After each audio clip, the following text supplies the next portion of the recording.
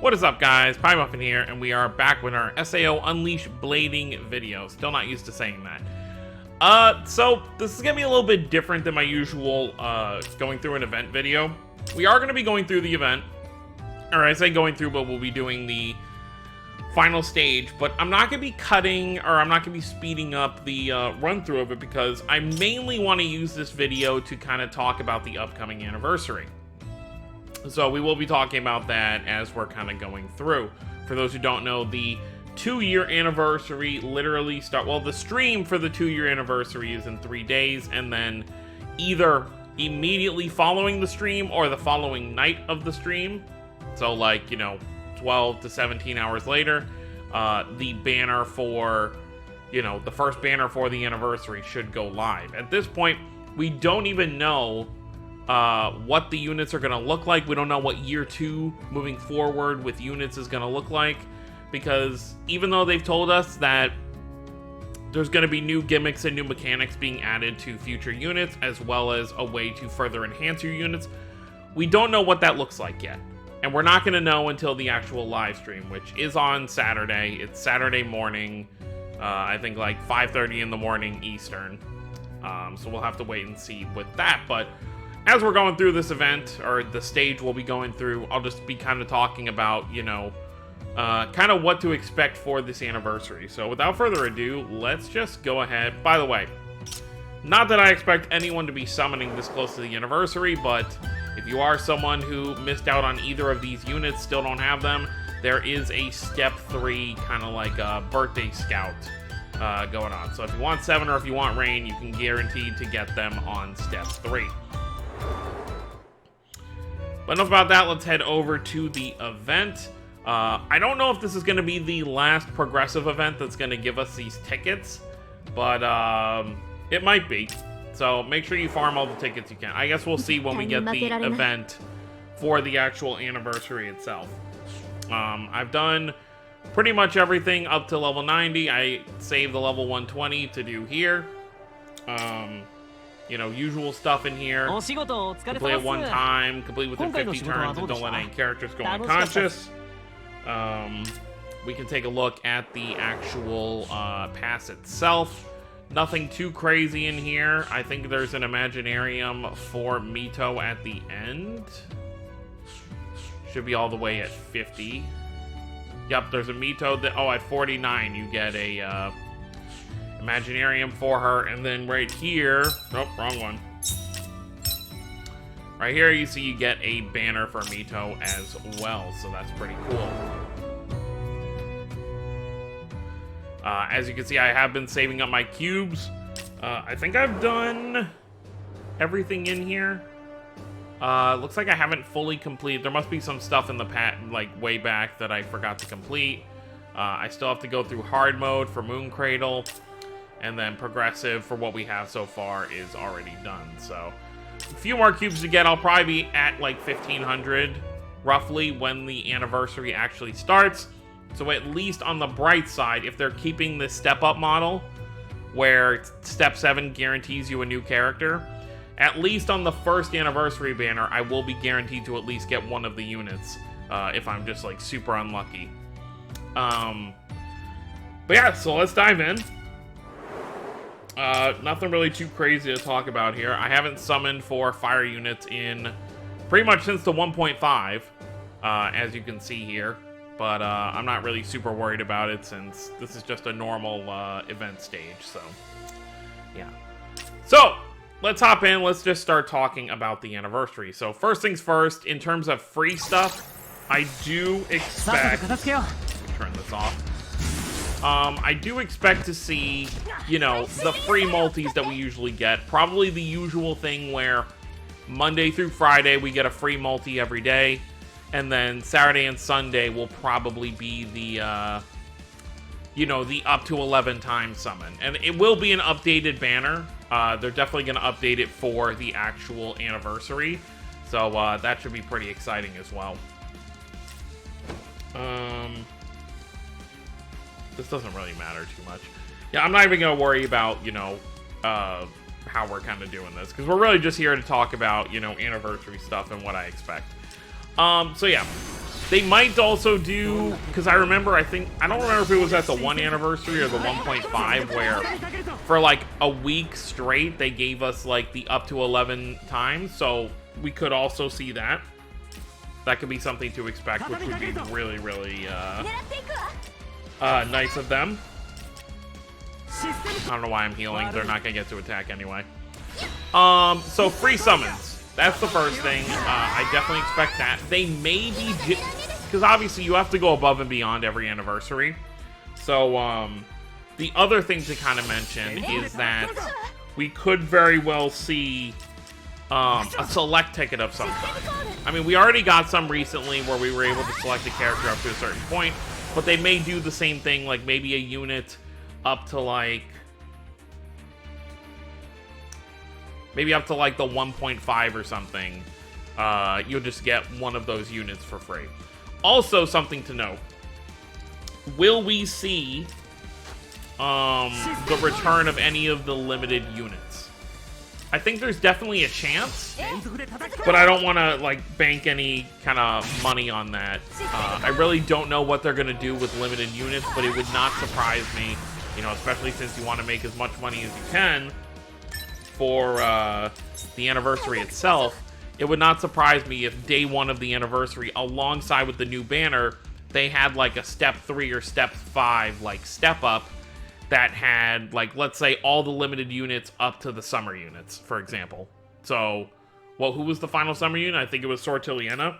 So from Unito Ring Alice all the way to Sortiliana, I could definitely see them doing something like that, which would actually be pretty cool. Wouldn't really do anything for me since I have everyone up to the only limited... Who have I think Yu-Gi-Oh! Is the only one I'm missing. The Halloween Yu-Gi-Oh! I believe is the only one I've skipped so far. So until he comes back on something, I really wouldn't have much of a reason to go crazy on that. Let's actually do this. So that's another thing to expect. I expect there to be a season pass, of course, with the with tickets for whatever the new set is going to be. You know, of you know, weapons and characters who get added to the free pool.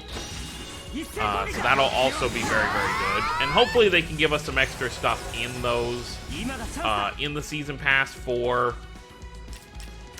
the anniversary itself, like the anniversary month. Of course, the anniversary units themselves are going to be limited. The only way I could see them not being limited is if they do go ahead and do 5 stars. Now, there's no indication whether or not they will or won't do 5 stars at this point. But if they do the first set of 5 stars, I don't think they'd be limited. Especially since if we want to look at Memory Defrag as kind of like a comparison. Memory Defrag, when they added 5 stars for the first time, I believe they started, it was like Kirito, Alice, and Yu-Gi-Oh! I might be wrong. Or that might have been with 6 stars, but that would be the whole thing, and they were just their normal costume. So I don't think they would make them limited if it's just going to be like, you know, original Alicization Kirito, original Alicization Yu-Gi-Oh!, and original Alicization, like, Armor Alice. There really wouldn't be a reason to make them limited, even if they are going to be 5 stars. But as of this point, there has been no indication whether they will or won't.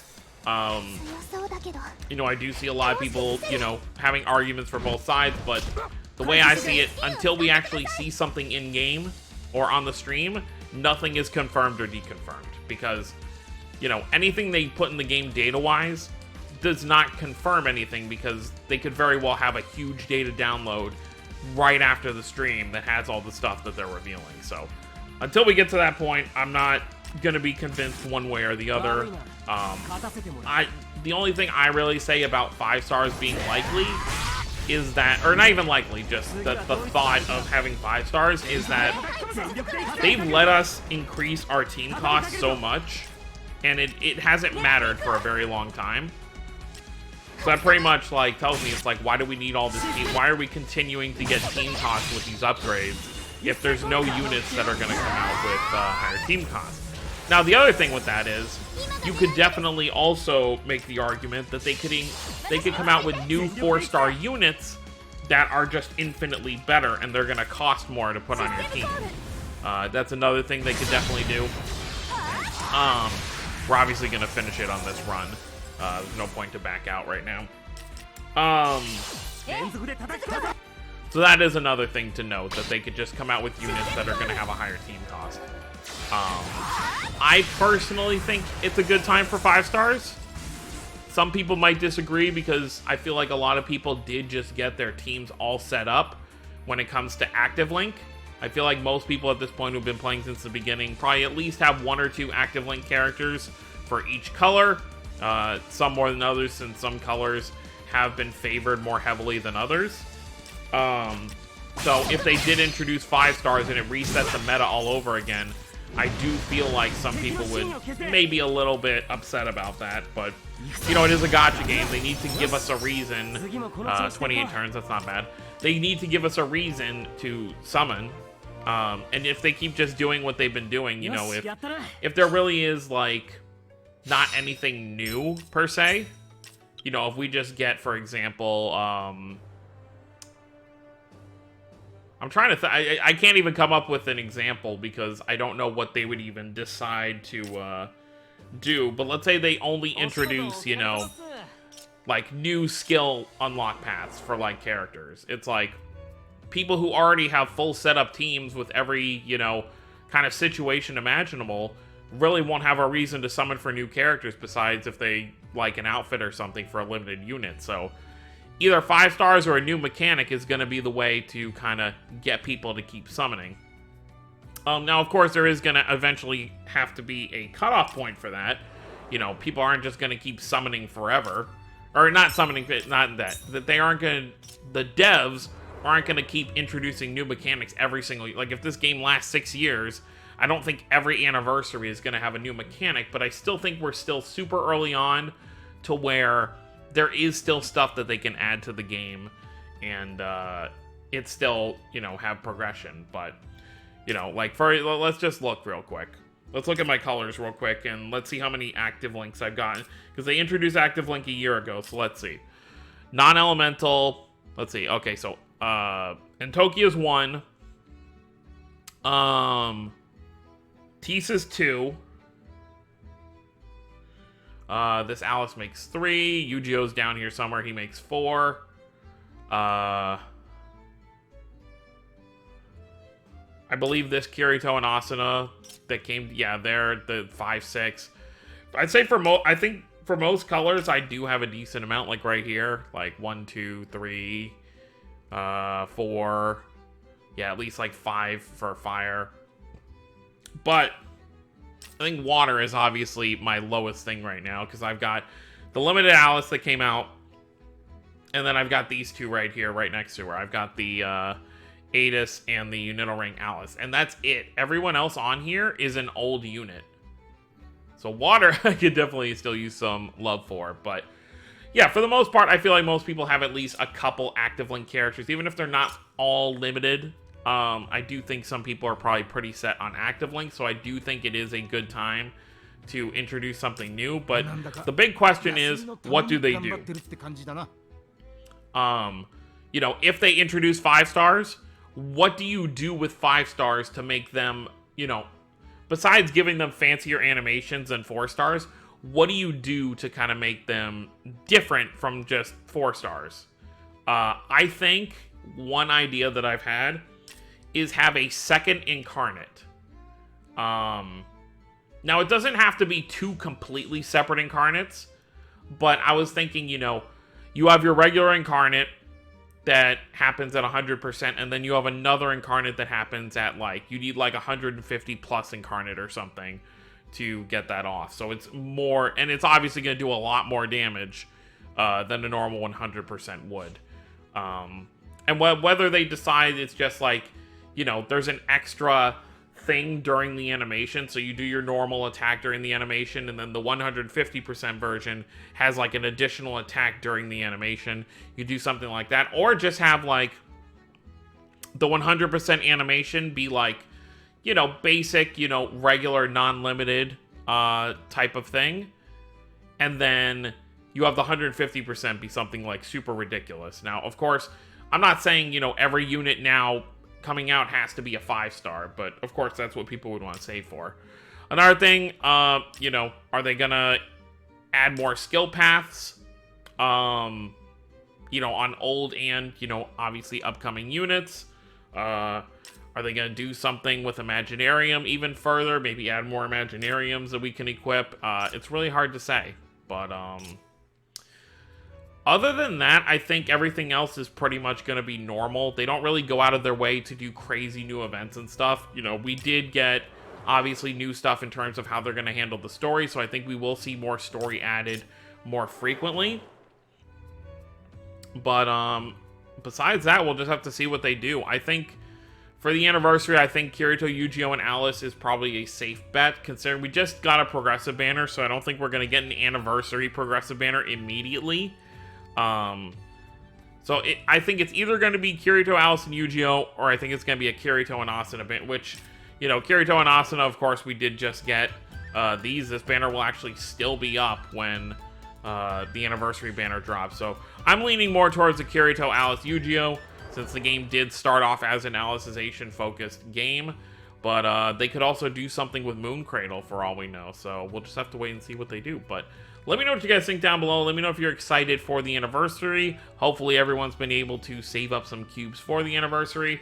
We've got less than 3 days until we'll know exactly what the first banner will be. So, of course, whenever that information comes out, I will keep everyone updated. But that's going to be it, guys. Thank you for watching. Let me know what you guys think down below. Don't forget to subscribe for more if you're new to the channel. I'll see you all next time. Have a wonderful day, everyone.